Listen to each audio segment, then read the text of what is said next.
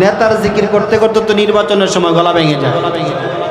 এমন ভাই তমক ভাই এমক ভাইয়ের মার্কা কি বলাগা সারার কি বলতে বলতে লাস্টে দিয়া রং চা ডাবল খাওয়ার পরেও লাস্টে দিয়া আসে না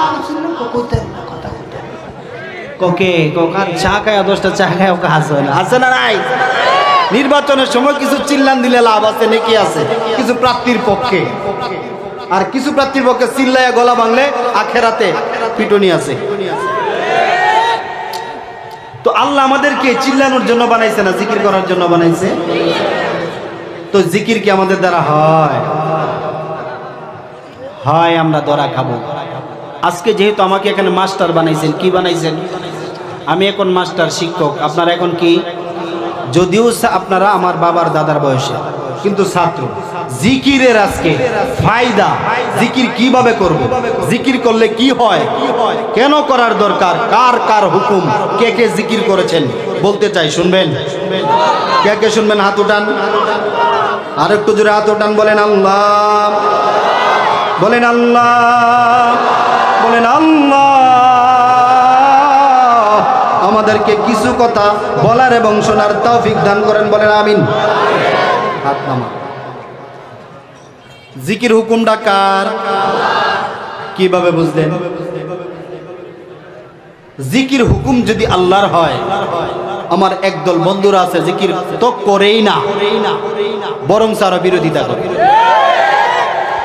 এবং দেখবেন মাঝে মাঝে পিছনে বসে হাত উঠায়, হাত উঠায় মোনাজাত করে। বিষয়টা খুব ক্লিয়ার ভাবে শুনবেন। হাত উঠায় বলে, আল্লাহ মৃত্যুর সময় জবানে জিকির জারি করে দিও, জিকির নিয়া নিয়া যেন আল্লাহ তোমার কবরে যেতে পারি, ওই জিকির করতে করতে যেন অন্ধকার কবরে হাজিরা দিতে পারি, ওই জিকির করতে করতে যেন আমি কিয়ামতের ময়দানে হাজিরা দিতে পারি, তোমার নাম জপতে জপতে আল্লাহ দুনিয়া যেন ত্যাগ করতে পারি, তোমার নাম জপতে জপতে যেন কিয়ামতের দিন তোমার দিদার আমি পাই।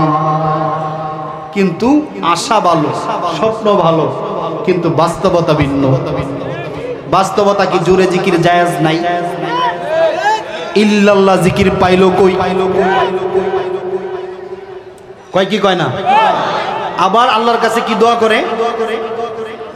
আমি কিন্তু কারো বিরুদ্ধে বা শত্রুতা মানতে নই, বুঝার জন্য বলছি। আছে না নাই? যে ভাই জিকিরের বিরোধিতা করে, যে বন্ধু বলে ইল্লাল্লাহ জিকির জায়েজ নাই, যে বন্ধু বলে জোরে জিকির জায়েজ নাই, আমি তোমাকে বলবো তোমার তো কোনো কথা বলাই জায়েজ নাই, তোমার কথা শোনাও জায়েজ নাই রে মুসলমান। তুমি বলো জিকির জায়েজ নাই।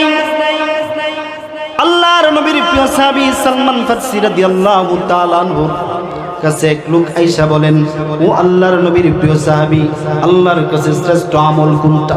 আমলটা বাতলায় দেন, আমলটা বাতায় দেন, আমি ওই আমলটা করব। আল্লাহর নবীর প্রিয় সাহাবী সালমান ফারসি রাদিয়াল্লাহু তাআলা ডাক দিয়া বলেন, তুমি কি আল্লাহর কোরআন পড়ো নাই? আল্লাহ কোরআনুল কারীমের মধ্যে বলছেন, ওয়ালা যিকরুল্লাহি আকবার।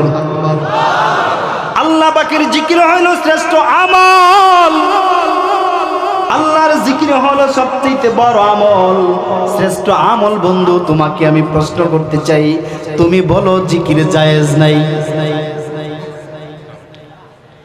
একজন মানুষ যদি দেখাতে পারো এই মজলিসের মধ্যে, আপনারা যা আমাকে বলবেন আমি তাই মানব। একজন মানুষ দেখান যারা আল্লাহর জিকির করিয়া প্রত্যস্ত হয়ে গেছে, আল্লাহর জিকির করিয়া নামাজ পড়ে না, আল্লাহর জিকির করিয়া রোজা রাখে না, আল্লাহর জিকির করে দাড়ির মধ্যে আঘাত করেছে, আল্লাহর জিকির করেছে নবীর সুন্নাত, মাথায় টুপি নাই, লম্বা জামা নাই, সুদ খায়, বেপরদায় ঘুরে। আছে আছে আছে, বরংস দেখা যাবে আল্লাহর জিকির যে কলিজার মধ্যে লাগছে, ওই কলিজা নূরে রোশন হয়ে গেছে।